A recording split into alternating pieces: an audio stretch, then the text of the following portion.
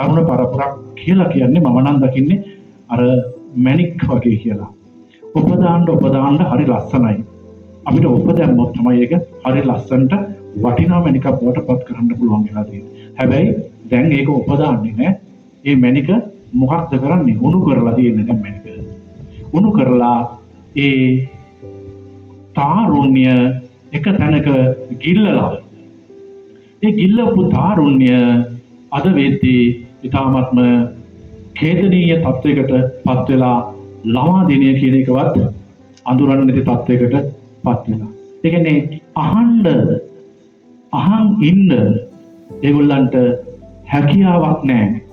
ඇයි තමන්ගේ මනස තුල වැඩෙන්නේ අපිට සමාජයේ ජීවත් වෙන්න නම් අපිට සමාජයේ සංස්කෘතියක් තියෙන්න ඕන, සාහිත්‍යයක් තියෙන්න ඕන. ඒ සංස්කෘතිය සාහිත්‍ය නැති තැන අපිට මොකද වෙන්නේ? අපි නිකන් ඔහි යන රැලක් බවට පත් වෙනවා.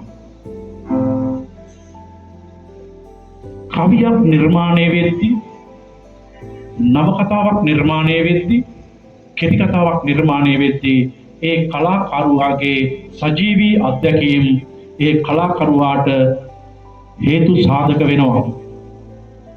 එහෙම හේතු සාධක වෙච්ච සිදුවීම් තමයි සාහිත්‍ය කෘතියක්, ගීය පද රචනයක් විදියට එළියට එන්නේ. හැබැයි ඕන කෙනෙකුට ලියන්න පුළුවන්.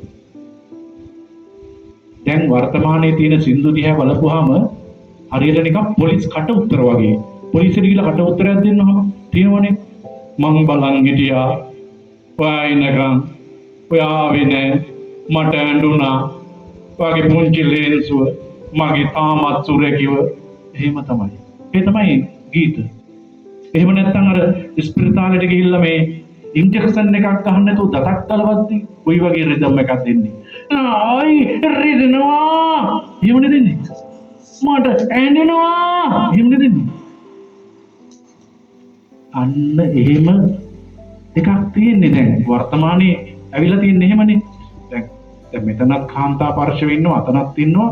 මම මගේ ජීවිතේ ඉස්තරම්ම උතුම්ම තැන දෙන්නේ කාන්තාවට. ඒ මොකද මට අම්මා කෙනෙක් ඉන්නවා. ඒ අම්මා තමයි මට ජීවිතේ දුන්නේ. එහෙම කාන්තාවන්ට මේ වර්තමානයේ හරි අශීලාචාර විදිහට තමයි සලකන්නේ. දැන් ගීත ලියන කට්ටිය ඉන්නවා. ඒ ලියන කට්ටිය ඒගොල්ලන්ගේ මත ඉදිරිපත් කරනවා. කොහොමද දැන් ඔයගොල්ලොත් ඒ රසවින්දනයේ කොටස්නේ. දැන් අපි කියනවා අමරදේව මහත්තයා එහෙම කියනවනේ. මාමල පසු සොහොන් කොතේ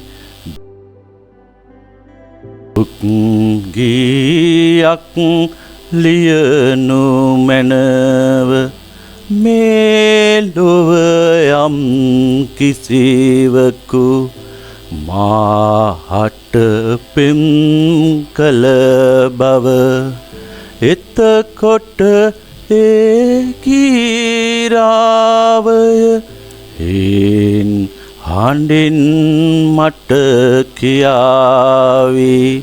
මට ආදරය කරපු කෙනෙක් ඉන්නවා කියලා එතකොට ඒ ගින්නාවය මේ හඬේ මට කියාවි.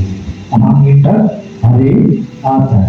හැබැයි වර්තමානයේ මේක වගේ නෝද කියන්නේ එක විපරිණති බව ඔබ නොලබනා බවදනා මියදුනා ශිවිදා මම බුරුවේ ලක්සලං ඔබ රංගඳන් නිතරං දුන්නේ මට දුක්ඛටං පෙරෙනවා පටුපවා මට ඇඬෙනවා රත්තරන් මාවල රවතට කම වටේ තියෙන පාප පුරා ඔය සුදුදැති පාපරගෙන දාන සුදුදේවා නැත සුදු අම්මියා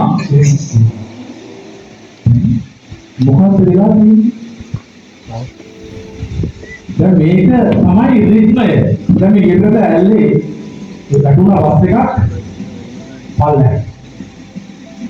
මේක කියන්නේ බ්‍රේක් පයින් දෙලා ඉන්නයි කියලා කියන්නේ. බ්‍රේක් පයින් වීම එක කතාවක්. හැබැයි ප්‍රයිවට් බස් එකක නගින්නකො නැගලා අර ඉස්සරහ සීට් එකේ ඉඳ ගන්නකො ඉඳ ගත්තාම හරියට නිකන් කොළඹ මහා ස්පිරිතාලේ හදිසි අනතුරු වාට්ටුවට ඈම්ප් එකක් ගාලා පොපල් එකක් ගන්නවා. ඔයි මේකේ යන්නේ මොකද්ද?